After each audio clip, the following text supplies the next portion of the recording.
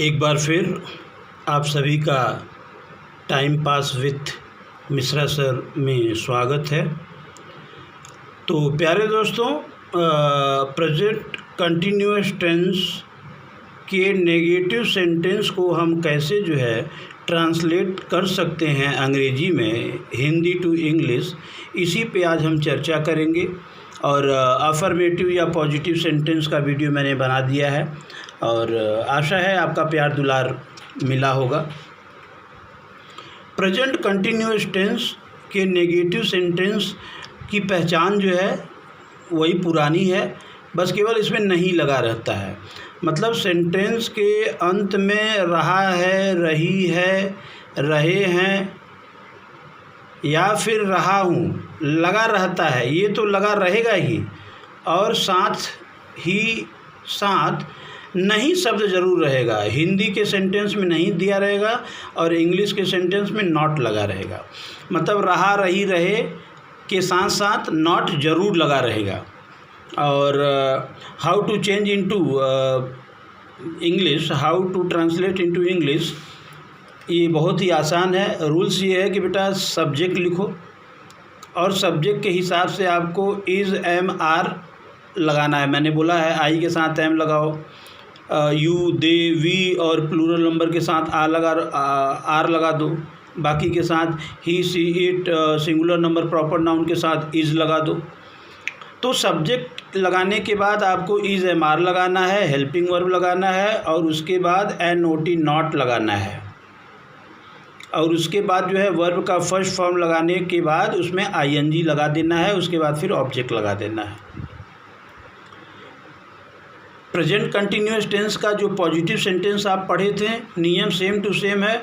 बस negative sentence में क्या होगा कि हेल्पिंग वर्ब के बाद और मेन वर्ब के पहले आपको नॉट लगा देना है बस। चलिए, मोहन मैदान में नहीं खेल रहा है।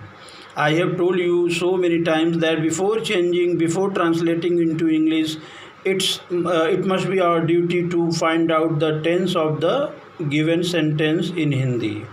रहा है, रहा, रही, रहे अगर लगा रहे तो ये प्रेजेंट कंटिन्यूअस टेंस हो जाएगा, मैंने आपको बताया है। लेकिन साथ ही साथ इसमें नहीं लगा है तो कोई बात नहीं है, ये प्रेजेंट कंटिन्यूअस टेंस का नेगेटिव सेंटेंस हो गया। हमको इस टेंस की पहचान हमें मालूम हो गई तो कोई बात नहीं है।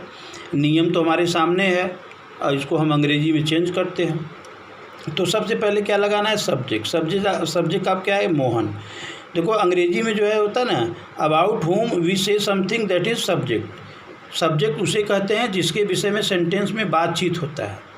अब सब्जेक्ट के बाद आपको इज़, एम, आर लगाना है तो क्या लगेगा? मोहन के साथ इज़ लगेगा, मोहन इज़। अब उसके बाद आपको नॉट लगा देना है तो क्या लगा दो भैया? Mohan is not. ठीक, चलिए उसके बाद वर्ब का फर्स्ट फॉर्म और उसके बाद उसमें आईएनजी लगा दो। तो वर्ब क्या है भैया? By which word we come to know that any work is being done, that is verb. माने जिस शब्द से हमें ये पता चले कि कोई काम हो रहा है उसे वर्ब कहते हैं। तो ये है खेल रहा, ये वर्ब है। तो खेलना को अंग्रेजी में क्या बोलते हैं? PLAY, प्ले बोलते हैं। बहुत बढ़िया बात है।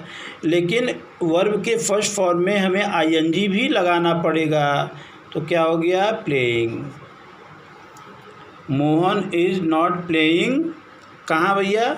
मैदान में, इन द फील्ड। ठीक, Mohan is not playing in the field. उसी प्रकार से दूसरा है, मेरा भाई मुझे नहीं बुला रहा है। रहा है लगा है और नहीं, रहा, रही, रहे, ये तो प्रेजेंट कंटिन्यूअस टेंस की पहचान है। और नहीं है तो ये नेगेटिव सेंटेंस हो गया, कोई बात नहीं है। Let's translate into English. मेरा भाई, इसमें सब्जेक्ट क्या है? मेरा भाई,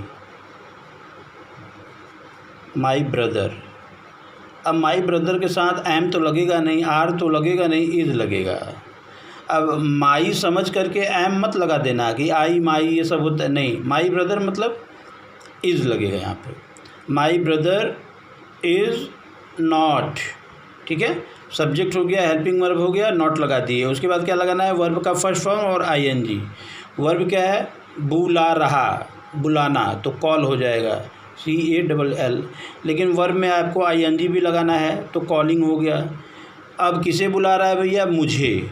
माई brother is not calling me, my brother is not calling me. आशा है बच्चों कि 1-2% आपको समझ में आ रहा होगा। और केवल नियम को पहचान और नियम को ध्यान में रखो, और बाकी आप जितना प्रैक्टिस करेंगे उतना आपको फ़ायदा होगा। नियम कानून आपको बता दिया गया है। नैतिक अपना पाठ नहीं याद कर रहा है तो ये प्रेजेंट कंटिन्यूअस टेंस हो गया। नहीं लगा है तो ये नेगेटिव सेंटेंस हो गया। चलिए हमने इनका जो है, इनसे हमारा जो है जान पहचान हो गया, तो इनको जो है अंग्रेजी में ट्रांसलेट करते हैं। सब्जेक्ट क्या है, नैतिक, NAITIK, नैतिक। अब सब्जेक्ट के बाद आपको इज़ MR लिखना है तो इज़ लिख लो, नैतिक इज़। अब उसके बाद नॉट लिखना है तो नॉट हो गया, नैतिक इज़ नॉट।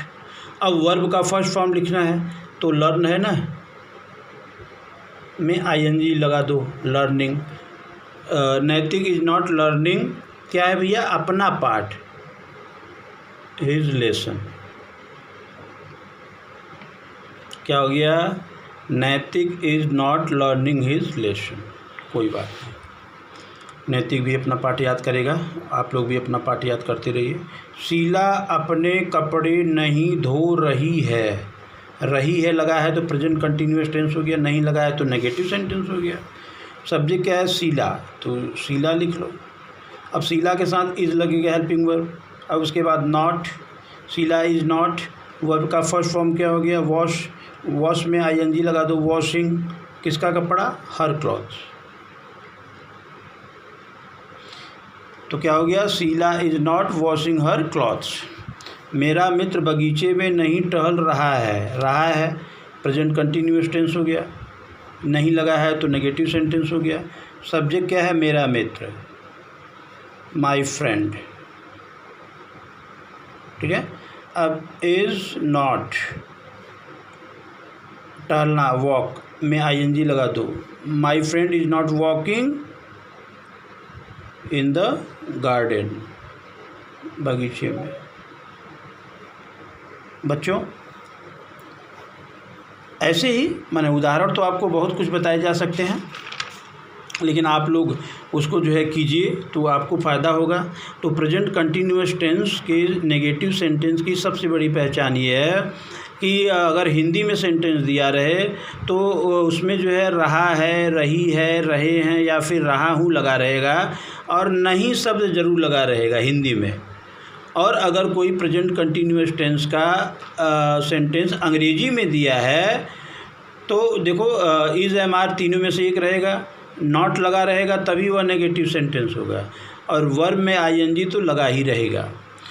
और इसका नियम बहुत ही आसान है बच्चों, कि सब्जेक्ट लगा लो, सब्जेक्ट के हिसाब से आपको is MR helping verb choose करना है, then you have to use not.